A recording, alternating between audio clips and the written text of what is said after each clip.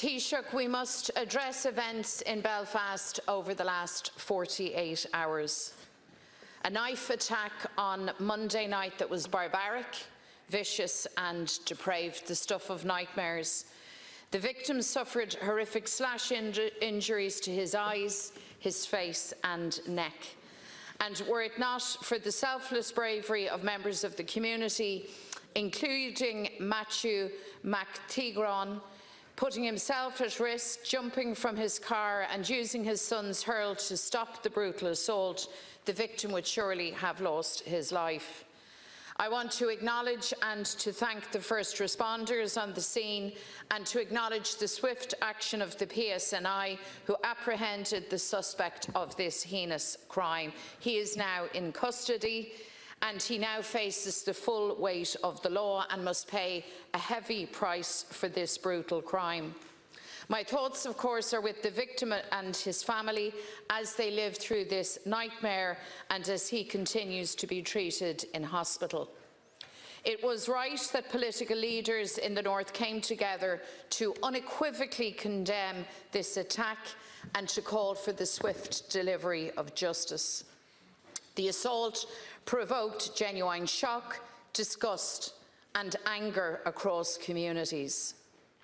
Taoiseach, last night, groups of masked men burned families out of their homes, targeted and attacked innocent people, terrified and endangered small children.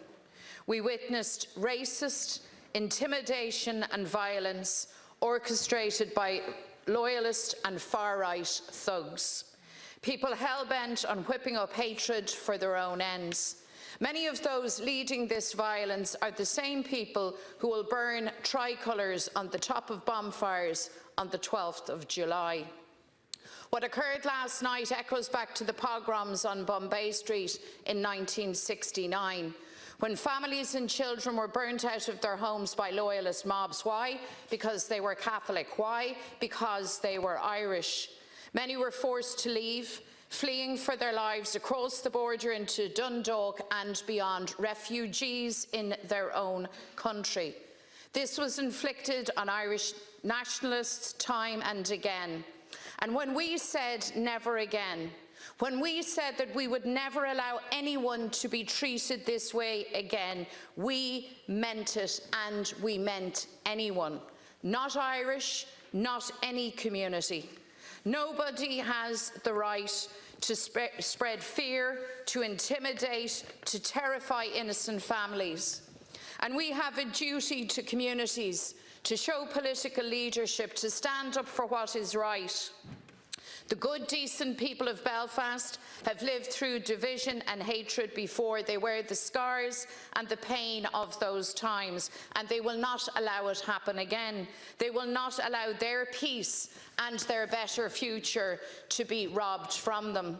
Taoiseach, in the aftermath of this violence, threats have been made to the life of Belfast's Mayor, Roisin Mhuire Donnelly. She will not bow to these threats of violence against her. She will continue to stand with every community in Belfast and continue to call out racist thugs. Taoiseach, I want to ask you to join with me in offering support to the victim of Monday night's vicious assault and to take this opportunity to condemn unequivocally the appalling violence, orchestrated violence carried out against innocent families last night. Thank you, Taoiseach. Well, first of all, may I say that the events of the last few days in Northern Ireland have filled us with horror. The attack on that individual, that young person 2 nights ago, was absolutely savage, horrific, and our thoughts are with the victim and his family. Beyond our comprehension that a person could wield such violence on another individual in such a manner. And the very graphic representation of that on social media, I think, has shocked many, many people. That said, and I like you, would salute the courage of Matthew McTiernan for his intervention, his very brave intervention to save essentially the life of the victim. The violence of last night has to be wrongly condemned. I want to pay tribute to all of the political leaders yesterday who responded in the first instance to the attack on the previous evening, and the unified message condemning any attacks on individuals and families and in homes. And what we witnessed last evening is absolutely appalling, that families would be burned out of their homes because of race or ethnic reasons. And there is and I would join with all members of this House in condemning unreservedly the attacks of last evening. They were orchestrated. The situation, and we've had evidence of this in other countries where situations like this get manipulated, exploited is a stronger word, sorry, and which results in the violence of the type we saw last evening. And I think all of us have to be very vigilant, very clear in standing up for fundamental values, and particularly human values in terms of the dignity of every single individual in our society, that we uphold the dignity of every individual and we defend that, irrespective of what transpires or what occurs, and that we also fully support the rule of law. In this instance, we fully support the PSNI in terms of its investigation of both the crime against that young individual and also the violence and the criminal activity that was in evidence last evening across the north, but particularly in Belfast. We will work in Garda Síochána, will continue to work with the PSNI in terms of the broader issues that relate to this.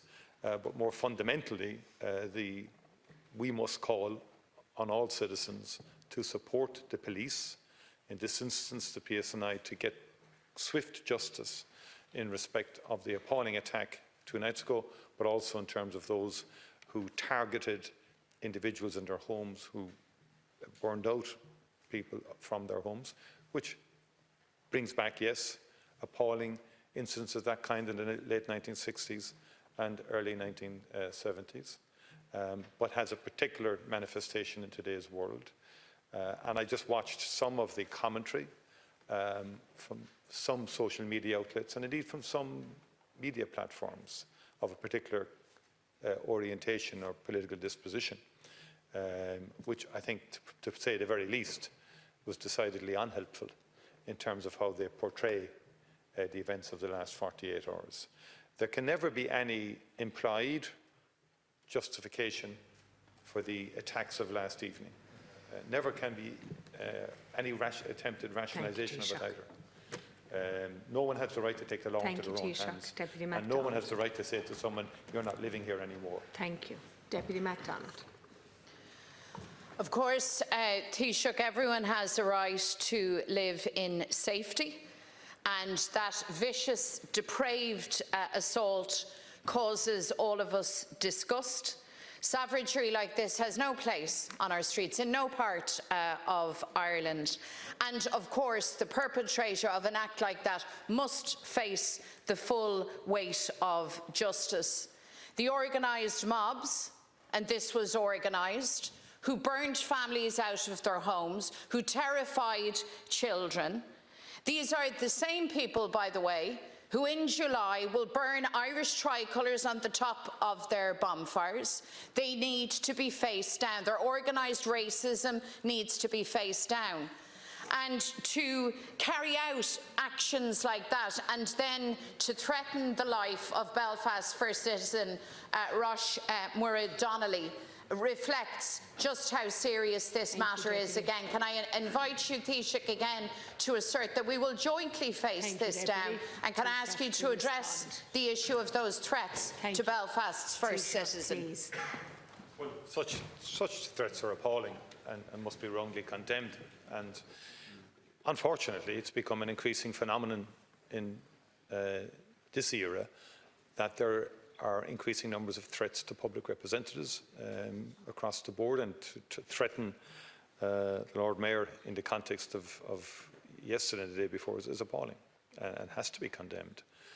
All threats to public representatives have to be condemned, and unfortunately both the Gardaí and the PSNI are pursuing too many cases where threats are made to the lives of politicians in this House, in the Northern Assembly, in this case the Mayor, the Lord Mayor, sorry, and we all join in condemning that.